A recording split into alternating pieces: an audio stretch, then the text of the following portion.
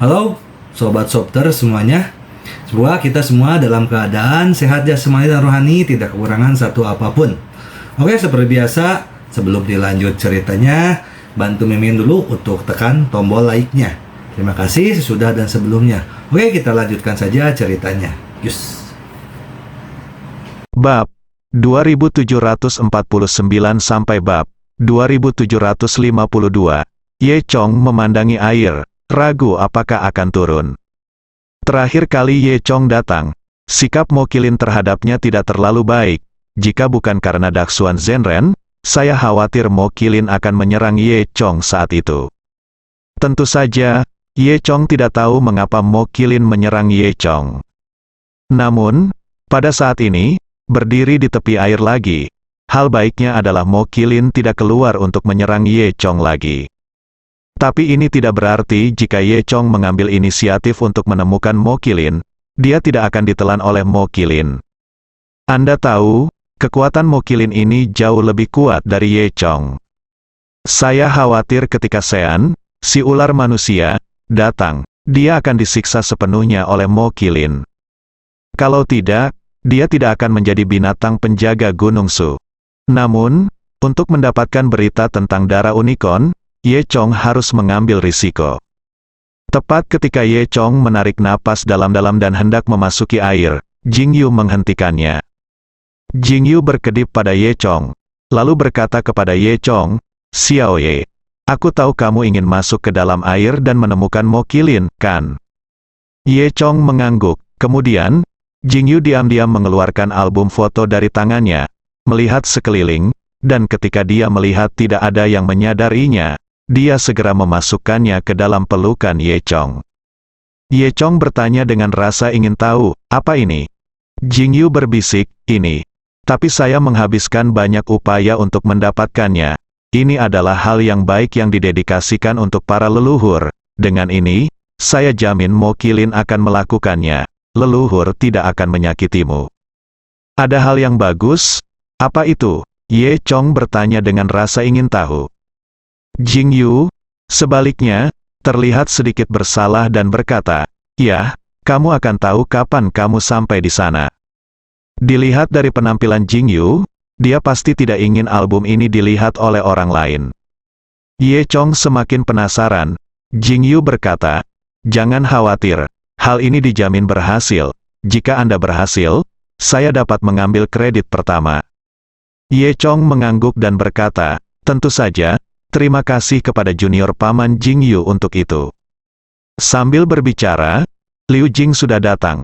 "Apa yang kamu lakukan tadi, paman junior? Apa yang kamu masukkan ke dalam Ye Chong?" tanya Liu Jing. Wajah Jing Yu tiba-tiba memerah. Dia hanya tidak ingin ada yang melihatnya, terutama Liu Jing. Tapi Liu Jing melihat apa yang dilakukan Jing Yu dan Ye Chong tadi. Terlebih lagi, Jing Yu masih terlihat memiliki hati nurani yang bersalah, yang semakin menimbulkan kecurigaan Liu Jing. Melihat mata besar Liu Jing yang polos, wajah Jing Yu menjadi lebih merah. "Ya, tidak apa-apa, tidak apa-apa, tidak." "Jika tidak apa-apa, mengapa kamu begitu aneh?" Liu Jing memandang Jing Yu dengan curiga. Kemudian, Liu Jing mengulurkan tangan putihnya ke arah Ye Chong, "Keluarkan dan biarkan aku melihatnya." Jing Yu menjadi semakin panik dan benar-benar mendorong Ye Chong ke bawah. Ye Chong tidak siap dan didorong ke dalam air oleh Jing Yu. Dia jatuh ke dalam air dengan celepuk, danau itu sangat dingin. Liu Jing, yang berdiri di sampingnya, menghela nafas dan merasa lega saat melihat Ye Chong baik-baik saja. Jing Yu diam-diam menghela nafas lega dan berpikir, itu sangat berbahaya, tapi untungnya Liu Jing tidak terlihat. Dia juga melambaikan tangannya kepada Ye Chong. "Xiao Ye, cepat turun, kuharap kamu sukses." Ye Chong tampak tercengang. Dia tidak tahu apa yang sedang dilakukan Jing Yu. Namun, sekarang dia telah memasuki air, Ye Chong juga tidak lagi ragu-ragu, dia berenang langsung menuju air. Dia berharap apa yang diberikan Jing Yu kepadanya dapat digunakan. Danau di Susan terlihat sangat besar. Tetapi ketika dia masuk ke dalam air, dia menyadari bahwa airnya bahkan tidak berdasar. Lagi pula, danau pasti terlalu kecil untuk menampung binatang raksasa seperti Mokilin yang hidup di dalam air. Saat Anda berada di dalam air dan melihat ke permukaan air, Anda dapat melihat lapisan hijau. Matahari bersinar melalui danau, meninggalkan liku-liku di danau. Cahayanya, pemandangannya sangat indah. Semakin jauh ke bawah, semakin gelap sinar matahari, dan air danau juga sangat dingin. Namun, Ye Chong memiliki tubuh emas yang tak terkalahkan, jadi kedinginan tidak ada artinya dia. Dan pertumbuhan bawah air ada banyak tumbuhan air, alang-alang dan tumbuhan lainnya. Tumbuhan air ini berbeda dengan tumbuhan air biasa. Mungkin karena kayanya aura Susan, tumbuhan air ini diberi nutrisi oleh aura tersebut, dan masing-masing tumbuh seperti pohon yang menjulang tinggi. Ye Chongyu sedang berenang di antara kelompok tumbuhan air ini, serasa berada di hutan bawah laut. Tumbuhan air di sekitarnya masih bergoyang mengikuti gelombang air, membuat orang merasa seperti cakar dan gigi. Sinar matahari menyinari permukaan air dan menyinari tumbuhan air ini. Dari pemandangan bawah laut, pemandangan seperti ini sebenarnya sangat indah. Banyak juga ikan di bawah air, berwarna-warni dan berkelompok. Kemanapun Ye Chong pergi, dia menakuti ikan-ikan ini.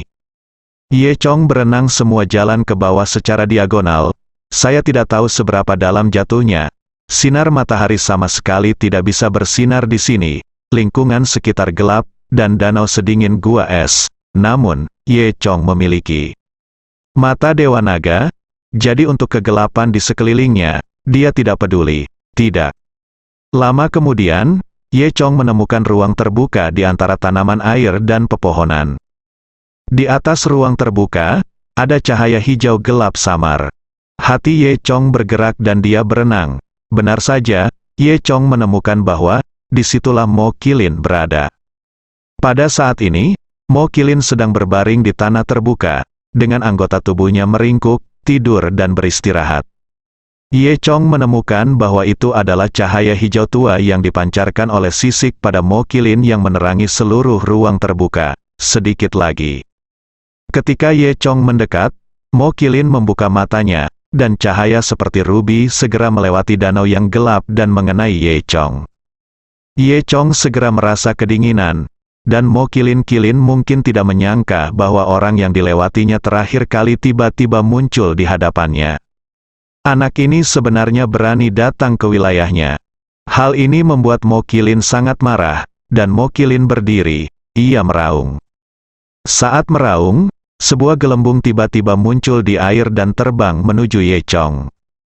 Ye Chong harus menggunakan energi naga dan phoenix untuk membentuk perisai pelindung di depannya untuk menahan gelembung ini. Tapi ternyata darahnya benar-benar mendidih. Kekuatan Mokilin ini terlihat jelas. Ketika Mokilin hendak menyerang lagi, Ye Chong berkata dengan cepat, "Leluhur Mokilin, jangan salah paham, saya tidak di sini kali ini. Mereka yang datang untuk menimbulkan masalah ada di sini untuk memberimu hadiah." Ye Chong menggunakan energi aslinya untuk membentuk gelembung di kepalanya, mengisolasi air di sekitarnya, sehingga dia bisa berbicara dengan normal, jelas. Dia memahami kata-kata Ye Chong dan berhenti menyerang. Ye Chong menghela nafas dalam hati dan berkata pada dirinya sendiri, "Sepertinya memberi hadiah mudah dilakukan di mana saja. Orang yang lebih kuat dariku harus memberikan hadiah." Saat dia mengatakan itu, Ye Chong mengeluarkan album foto yang diberikan Jingyu padanya. Dan kemudian mengirimkannya ke Mokilin. Ye Chong juga sangat terkejut. Dia tidak tahu apa yang begitu ajaib dari album foto Jingyu. Apakah itu benar-benar dapat diterima oleh Mokilin? Oleh karena itu, Ye Chong tidak bisa menahan diri untuk tidak melihat dengan rasa ingin tahu. Tidak masalah, dia hampir memuntahkan seteguk darah lama. Sampul album adalah gambar yang disintesis oleh Ai. Itu adalah Mokilin wanita yang sangat cantik, berpose dengan pose yang sangat menawan. Terlebih lagi, album foto ini sekilas tahan air dan dapat diputar dengan bebas di dalam air, terbuat dari bahan khusus. Ketika Ye Chong melihat adegan ini, dia tercengang. Ini sebenarnya adalah album foto unicorn betina. Ye Chong bingung, mungkinkah Jingyu sedang menggodanya? Xiao Jingyu ini awalnya tertarik pada Liu Jing, dia berpura-pura murah hati sebelumnya, tapi sekarang dia benar-benar mengambil tindakan terhadap saingan cintanya. Itu pasti karena dia iri pada dirinya sendiri. Untuk sesaat, Ye Chong memiliki 10.000 pikiran yang terlintas di benaknya. Kemudian, dia terkejut saat mengetahui bahwa Mo Qilin, binatang penjaga Gunung Su, yang dikatakan berusia ribuan tahun dan memiliki status lebih tinggi daripada orang sungguhan, sedang melihat album foto dengan mata lurus. Ye Chong tiba-tiba menjadi marah. Tanpa diduga, Mo Qilin ternyata sangat pandai dalam hal ini. Jing Yue Cheng, jangan menggangguku. Setelah hening beberapa saat, Mo Qilin menarik napas perlahan. Album foto yang ada di dalam air langsung tersedot ke dalam mulutnya. Kemudian Mo Qilin bergerak beberapa langkah dan melihat sebuah lubang di bawahnya. Ye Chong samar-samar bisa melihat bahwa sepertinya ada lebih dari satu album foto seperti ini di dalam lubang tersebut. Kemudian Mo Qilin memuntahkan album foto itu dalam satu tarikan napas dan masuk ke dalam lubang. Tepat ketika Ye Chong ingin melihat lebih dekat, pantat Mo Qilin bergerak dan menutup lubang itu lagi. Ye Chong tercengang dan berpikir, sepertinya lebih dari satu orang telah menyelinap ke sini. Kemudian, Mo Qilin tiba-tiba berbicara, apakah kamu teman Jingyu bajingan kecil itu? Mo Qilin adalah makhluk air, meskipun dia tidak membuka mulutnya, apa yang dia ucapkan ternyata adalah bahasa manusia. Tampaknya makhluk mitos ini telah menjadi beradab dan dapat berbicara. Selain itu, Mo Qilin dapat menyebarkan suara di dalam air, dan Ye Chong dapat mendengarnya dengan jelas. Ye Chong langsung mengerti bahwa pasti Jingyu yang membawa album foto ke Mo Qilin lebih dari sekali. Kenapa kamu mencariku? Mo Qilin hanya bisa memanfaatkan orang lain. Jadi dia harus bertanya pada Ye Chong dengan dingin. Ye Chong tidak berani berbicara omong kosong dan langsung berbicara tentang tujuan kunjungannya, yaitu tentang darah unicorn. Dia bertanya kepada Mo Qilin, saya ingin tahu di mana Qilin darah sekarang. Setelah Mo Qilin mendengar ini, sebuah cahaya tiba-tiba keluar dari matanya. Ada dua unicorn di dunia, yang satu adalah unicorn hitam dan yang lainnya adalah unicorn darah. Kedua binatang mitos itu sama-sama Qilin, tetapi mereka adalah musuh. Mo Qilin memandang Ye Chong dengan niat jahat dan bertanya, mengapa kamu mencari darah Qilin? Melihat aura dingin Mo Qilin, sepertinya Ye Chong akan mati jika dia tidak menjawab dengan baik. Ye Chong tidak punya pilihan selain mengatakan, saya ingin esensi ramuan dalam darah Qilin, dan kemudian menyempurnakannya untuk meningkatkan kekuatannya. Setelah mendengar kata-kata ini, mata Mo Qilin yang seperti rubi menatap Ye Chong dengan hati-hati, tubuh Chong bergerak bola-balik sejenak. Mo Qilin tampaknya memahami apakah yang dikatakan Ye Chong itu benar atau salah. Ye Chong hanya merasa beberapa detik ini berlalu sangat lama. Karena beberapa detik ini hampir menentukan apakah Mo Qilin akan menyerangnya. Dan jika Mo Qilin ingin menyerang Ye Chong mungkin bukan lawannya. Tampaknya hidup dan mati Ye Chong sekarang bergantung pada mata Mo Qilin yang seperti rubi. Pada saat ini, air danau perlahan melayang, seperti tangan besar yang dengan lembut membelai tubuh Ye Chong. Kadang-kadang, beberapa ikan kecil melintasi sisi Ye Chong. Setelah terdiam beberapa detik, Mo Qilin akhirnya berbicara, Sixia, Daheisan. Sepertinya ini adalah lokasi Blood Qilin. Ye Chong menghela nafas lega dan berkata dengan cepat, terima kasih, leluhur, atas saran. Melihat mata Mo Qilin niat membunuh berkurang, dan Ye Chong diam-diam merasa lega. Mo Qilin ini terlahir dengan energi magis dan dapat mengetahui apakah orang lain berbohong. Saya khawatir ini lebih berguna daripada mata Dewa Naga milik Ye Chong. Ye Chong senang bahwa apa yang dia katakan itu benar. Kemudian, Ye Chong dengan berani bertanya, saya ingin bertanya, leluhur Mo Qilin, mengapa dia tiba-tiba keluar dari air terakhir kali dan ingin menyerang saya? Mo Qilin berhenti. Dan berkata, karena kami, klan Qilin, memiliki kemampuan bawaan untuk memahami, saya merasa bahwa Andalah yang akan membunuh Qilin, jadi saya datang untuk melihatnya. Pada awalnya, saya pikir Anda tidak akan merugikan saya, tetapi sekarang tampaknya milik saya firasatnya benar. Tapi kilin yang harus kamu hadapi bukanlah aku, tapi kilin darah. Ye Chong berkata dengan cepat, tentu saja, leluhur adalah dewa Gunung Su. Tidak peduli betapa beraninya aku tidak akan melakukannya. Berani tidak menghormati leluhur.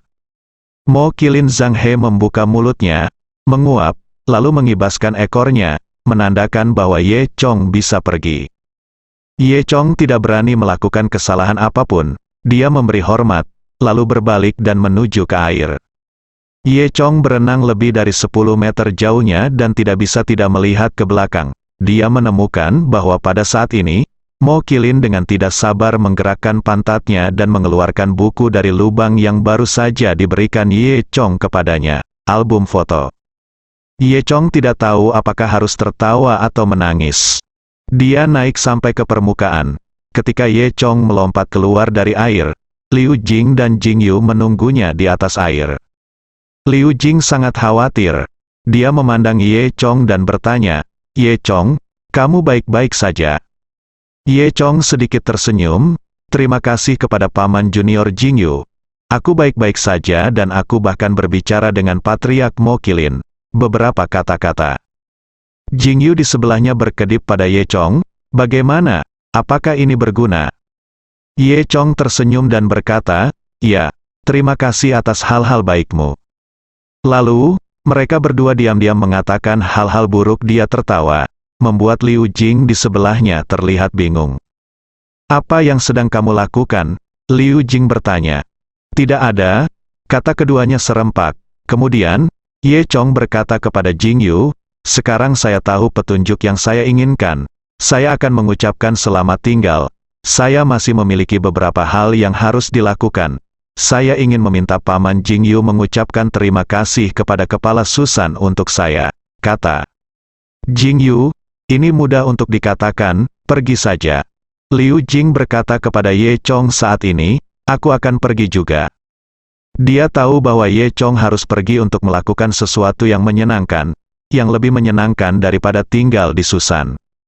Dan Jing Yu berkata, "Xiao Liu Jing, kamu tidak diizinkan pergi. Kakak senior secara khusus menyuruhku untuk tinggal di sini ketika kamu kembali kali ini.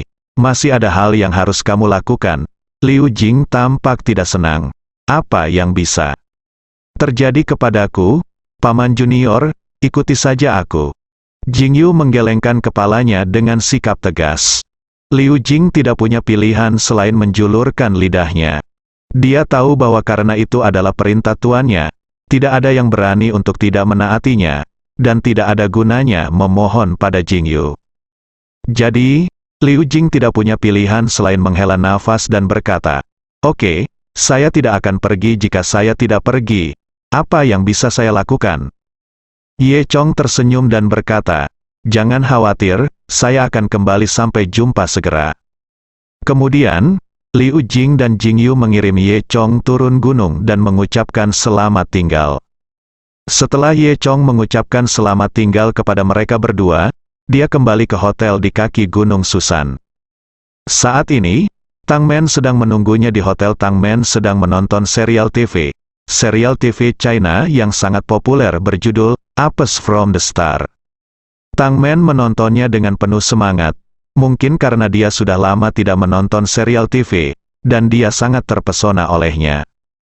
Setelah keduanya makan siang sederhana, Ye Chong membawa Tang Men dan bersiap untuk kembali ke desa Xiaoye. Kedua orang itu pertama-tama naik pesawat dari Bandara Basu dan terbang kembali ke Luzhu, lalu naik bus, yang merupakan perjalanan yang bergelombang. Sore harinya, kami akhirnya kembali ke desa Xiaoye. Ngomong-ngomong, Ye Chong sudah lama tidak kembali. Sekarang setelah saya kembali ke sini, saya merasakan banyak emosi.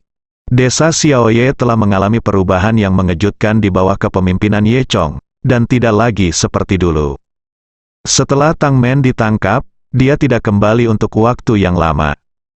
Sekarang setelah dia kembali ke sini, Tang Men menghirup udara segar dalam-dalam dan berkata, "Bagus sekali, akhirnya aku kembali." Setelah keluar dari mobil, Ye Chong dan Tang Men berjalan menuju rumah mereka dari pintu masuk desa. Tidak jauh dari sana, dia melihat seekor kucing-kucing besar, yang merupakan semen kecil milik Ye Chong. Semen kecil lebih gemuk, seperti babi kecil. Itu sebenarnya adalah Raja Iblis kuno yang ditundukkan oleh Ye Chong dan diubah menjadi anak kucing. Selama kurun waktu tersebut, ia benar-benar digemukkan oleh penduduk desa. Hewan, ayam, bebek, angsa, anjing, del di desa kini ditundukkan oleh Xiao Semen. Saat ini, Xiao Semen sedang berjalan-jalan santai di jalan setapak. Di belakangnya ada sekelompok anjing kuning besar di desa, serta angsa, bebek, ayam, del, semuanya mengikutinya. Xiao Semen tampaknya sombong seperti kakak dari kekuatan gelap. Alhasil, saat melihat Ye Zhan yang tiba-tiba muncul, ia langsung ketakutan dan langsung menghampirinya. Kau kembali, Meong. Little Semen begitu terkejut hingga ia melupakan keberadaan Tang Men dan langsung berbicara dengannya. Ye Chong berbicara. Ketika bereaksi, ia mengucapkan satu kalimat dan mengeong 2 kali. Ye Chong memutar matanya pada Xiao Semen, dan Xiao Semen segera lari dengan sedih. Tang Men mengerjap dan berkata dengan tak percaya, apakah aku baru saja mendengar kucing itu berbicara? Ye Chong menggelengkan kepalanya dan berkata, tidak, kamu salah dengar. Tang Men menggelengkan kepalanya lagi dan berkata, ya, apa yang terjadi? Apakah karena saya diracuni oleh jamur yang saya makan untuk makan siang? Sepertinya saya perlu mencari beberapa tablet detoksifikasi bezoar untuk diminum ketika saya kembali. Mereka berdua berkata ketika mereka kembali ke rumah Ye Chong. Di bawah perlindungan dojo Istana Naga yang diatur oleh Ye Chong, penduduk desa Xiaoye makmur, dan energi spiritual seluruh desa Xiaoye sangat mencukupi. Tanaman tumbuh pesat, unggas dan ternak juga tumbuh sangat pesat. Penduduk desa dalam keadaan sehat, bebas dari penyakit dan kesakitan sepanjang tahun. Saat ini, hari sudah malam, matahari terbenam menyinari tanah desa Akademi Xiaoye. Saat ini, asap mengepul dari bangunan baru berlantai 2 milik penduduk desa. Ini adalah waktu ketika orang-orang menyelesaikan pekerjaannya dan pulang untuk memasak. Ye Chong membawa Tang Men pulang. Di rumah, ayah Ye Chong, Ye Jiangwo dan ibu Li Sujuan sedang sibuk di depan pintu. Ketika keduanya melihat Ye Chong kembali, mereka tertegun selama 2 detik. Lagi pula, mereka sudah lama tidak bertemu putra mereka, dan kemudian mereka sangat bahagia.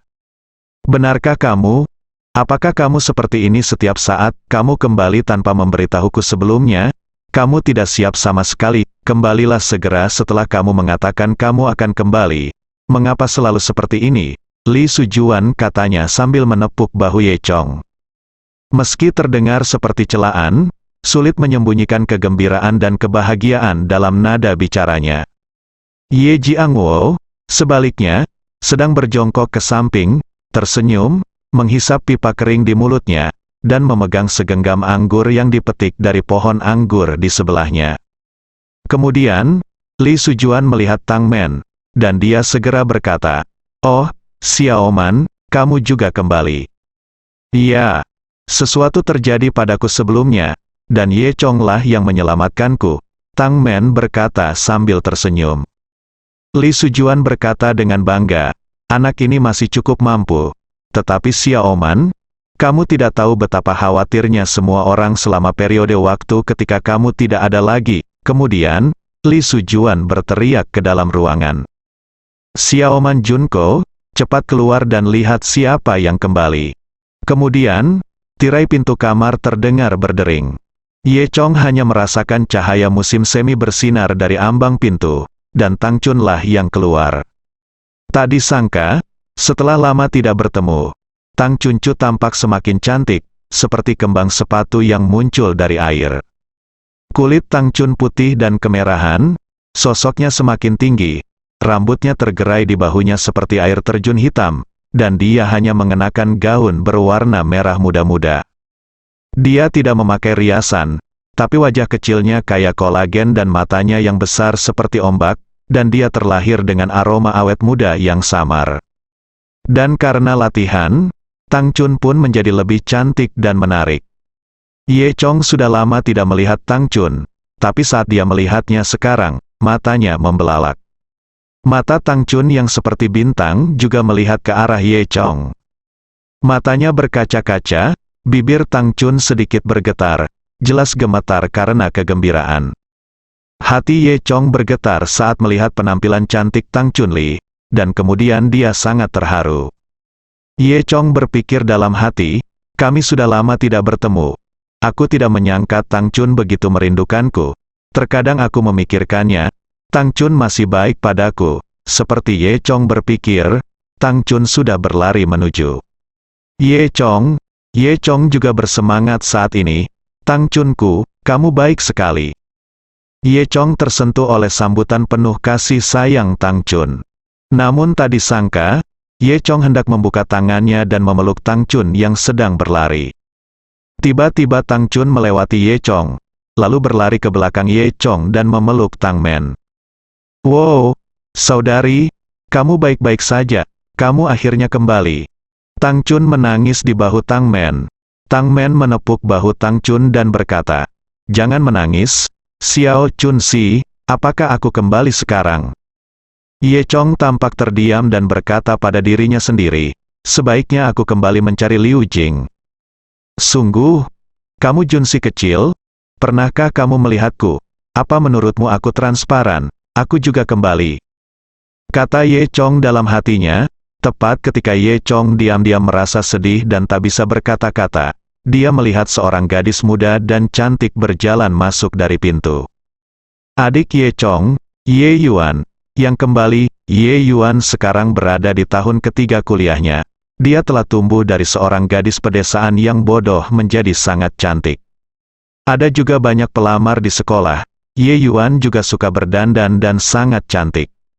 Begitu Ye Yuan masuk, dia melihat Ye Chong dan yang lainnya. Ye Chong melihat saudara perempuannya dan tersenyum, Xiao Yuan, lihat siapa yang kembali.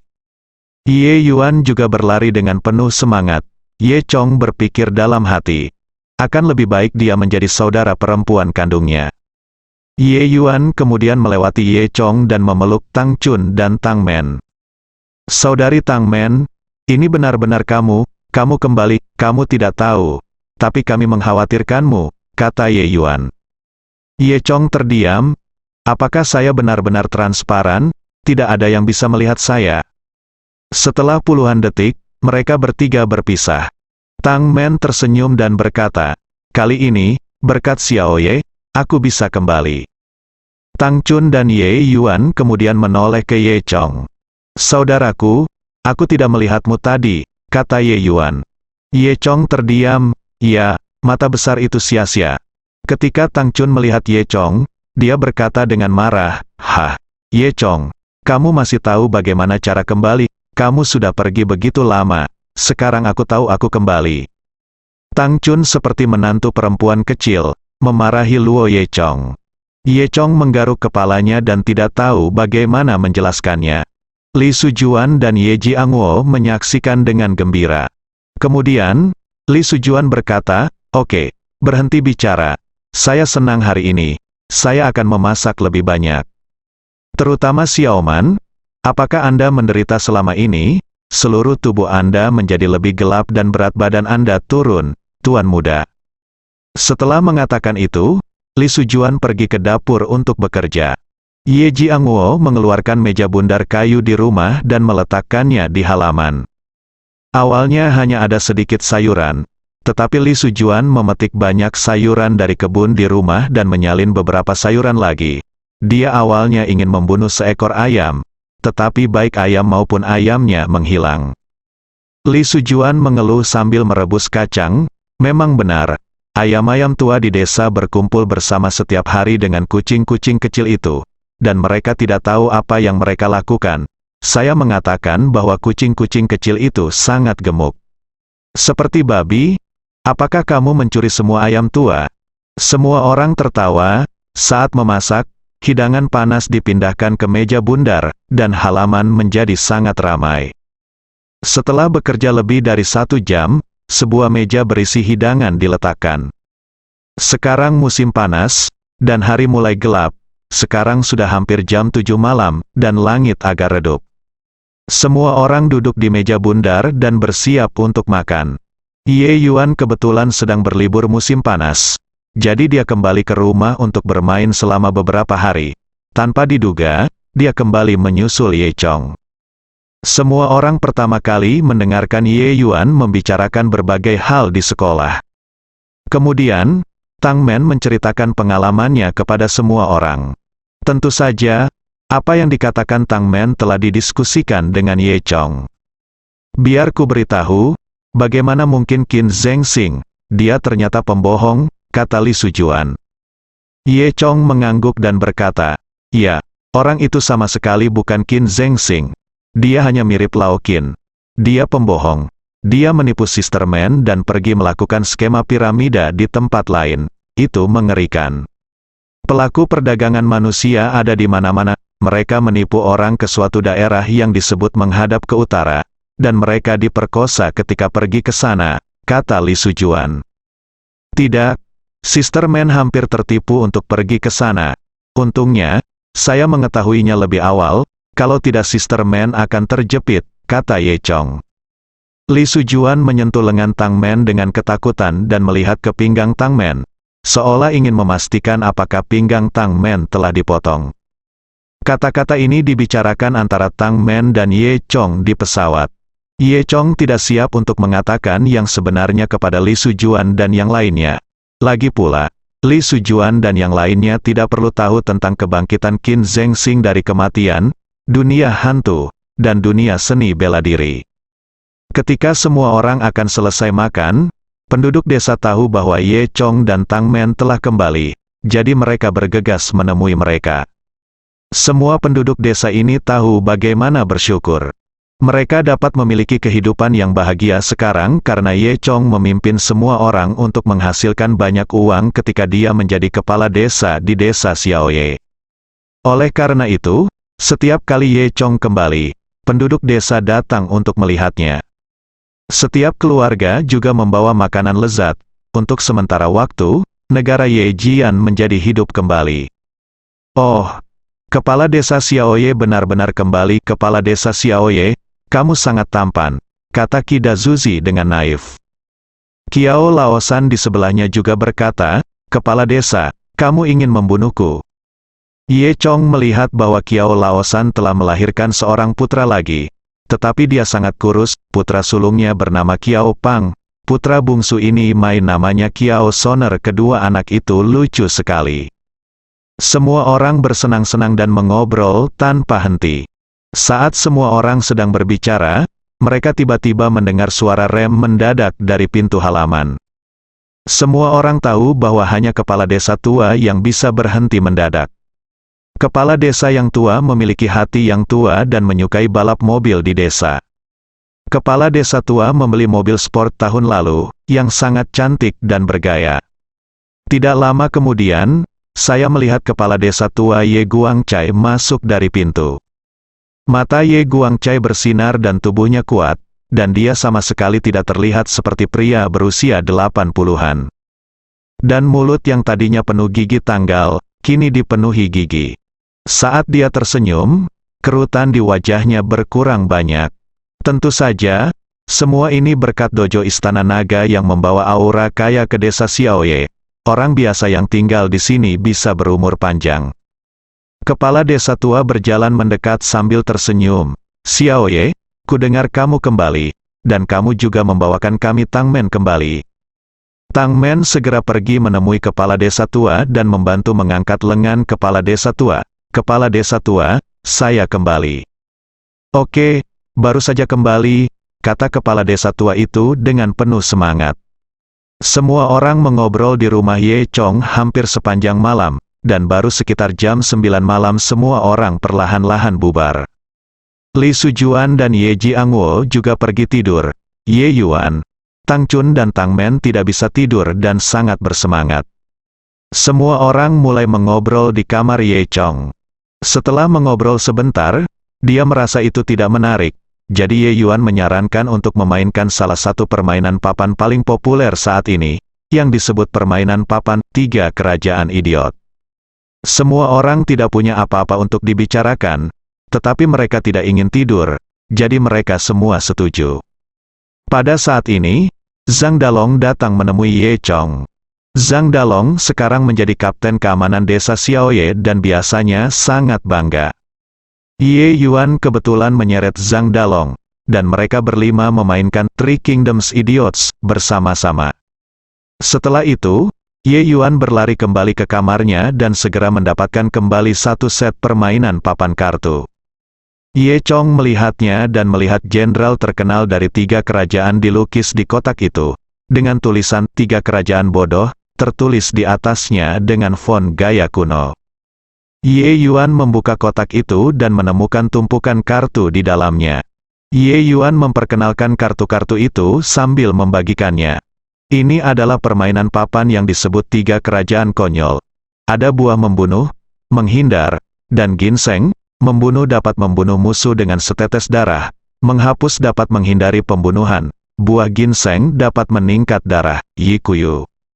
Selain itu, ada berbagai kartu strategi, seperti menembus dinding untuk mencuri cahaya, Anda dapat menyentuh kartu orang lain, dan kemudian ada juga kuali ini untuk mengeluarkan senjata.